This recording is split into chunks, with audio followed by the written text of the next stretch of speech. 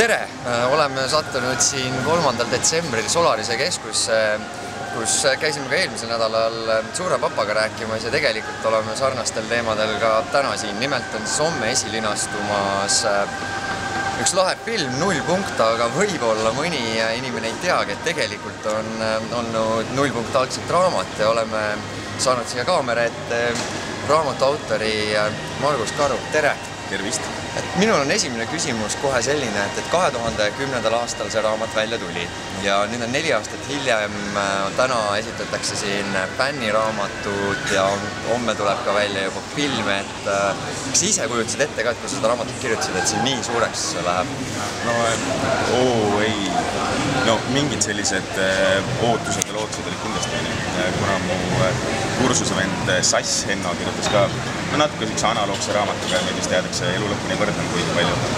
Et siis temal oli võrdlemisi selline sarnane edulugu, et kirjutas raamatu, tehti film, jõudis telesse igale poole. Et mul sellised lootused olid, aga et ka 4 aastat hiljem sellest rääkida saaks, seda kindlasti mitte. Palju on tegelikult sinu päris elu selles raamatus kirjas? No see on vist tüüpiline küsimus. See on tüüpiline küsimus tõepoolest, et ma arvan, et kõik kirjanikud tegelikult kuigi palju ikkagist panevad igasse teosesse väga palju iseennast. Et 0 punkt on kindlasti minu lugu, eks ole, aga see on siiski ilukirjandus. Et need sündmused, mis seal juhtuvad, need ei ole päris minu elus juhtunud, need tegelased on suures osas välja mõeldud. Et see kuidagi nagu kaudselt baseerub mu elul, eks ole, ja olen kasutanud igasugu selliseid juhtumisi ja sündmusi ja nagu inimtüpaaže, aga see ei ole minu elu, sellega ei isegi öelda. Palju sa oled tegelikult üldse selle filmi tegemise juures oma sõna sekka saanud öelda ja kas sa oled rahul selle tulemusega, mis lõpuks tuli? Üks asi, mis ma seal filmi juures tegin, ma olin selle filmi personalis kusjuures, et ma aitasin kaasa castingul, et siis osatäitjate valikuga, sellega ma olen väga rahul.